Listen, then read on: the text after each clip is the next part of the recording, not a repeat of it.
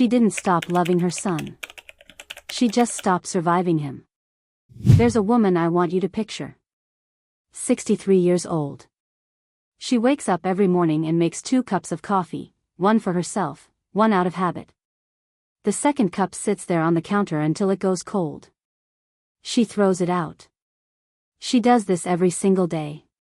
Her son lives 40 minutes away. He has not called in 8 months. Not on her birthday. Not when she had the surgery. Not once. And when she finally called him, after months of silence, swallowing every ounce of pride she had left, his girlfriend picked up, said he was busy, and hung up before she could finish the sentence. 3 weeks later, she changed her number. Her neighbors think she's brave. Her church friends think she's cold-hearted. Her doctor thinks she's depressed. And her sister, God bless her, thinks she just needs to pray more. Nobody asked her what she actually felt. I'm asking. Welcome back to Diary After 50. My name is Gloria. And if you're new here, good.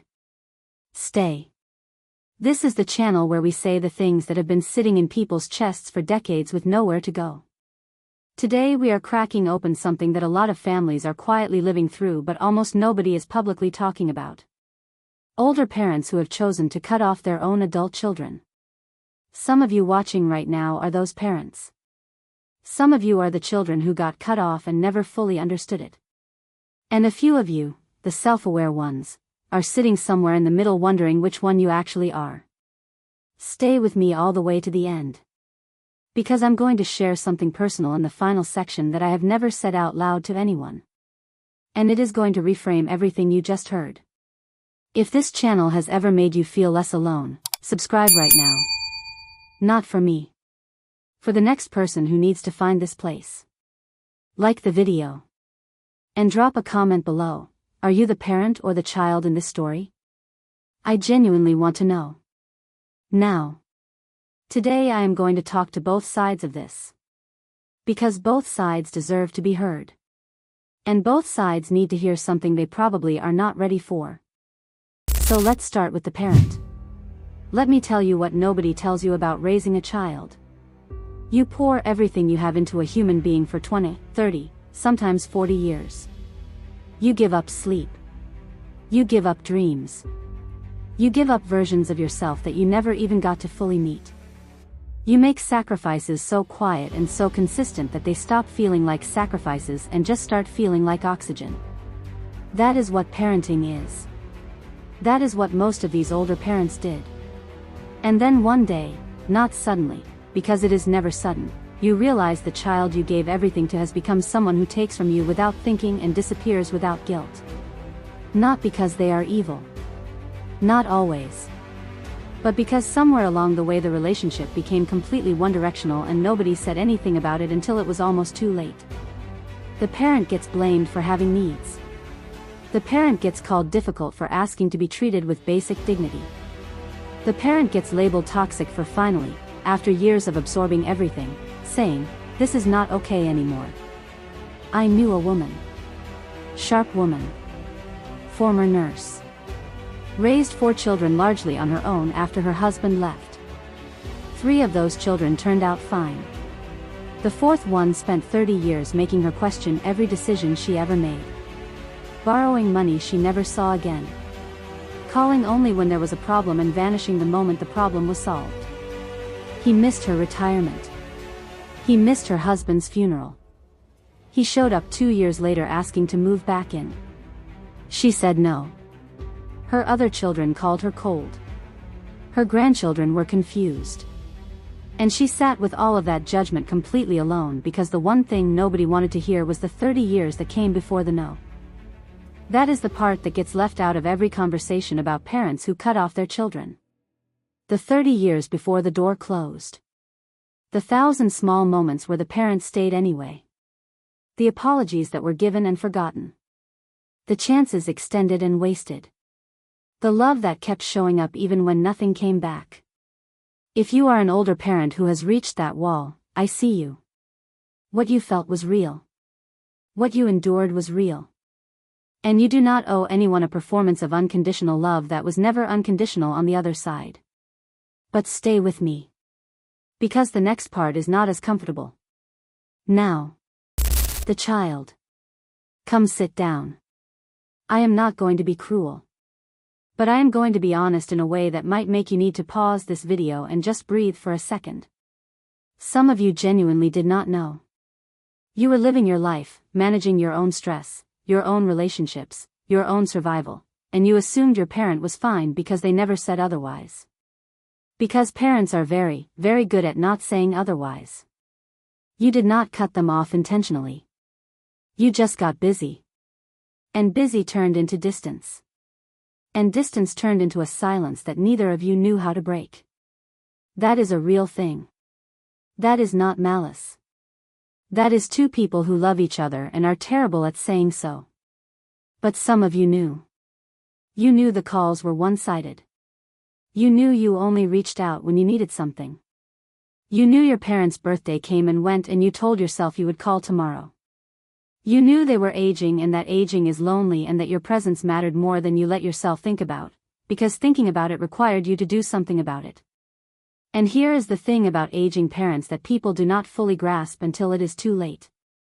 They do not have unlimited tomorrows.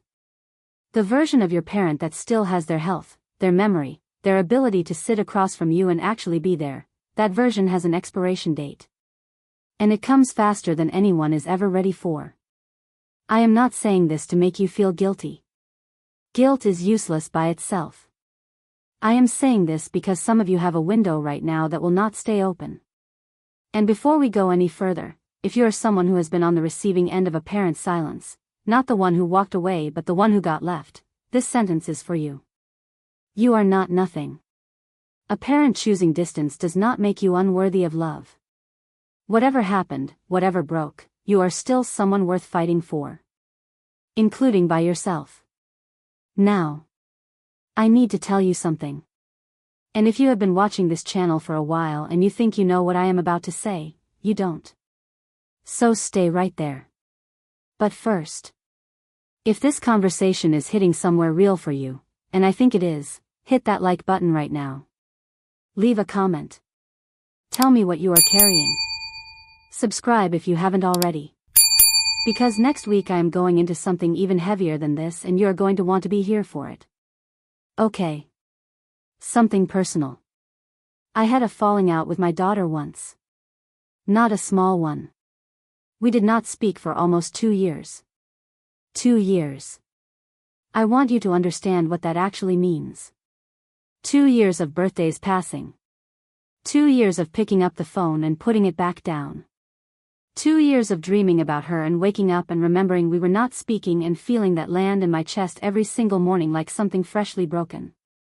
I was convinced I was right.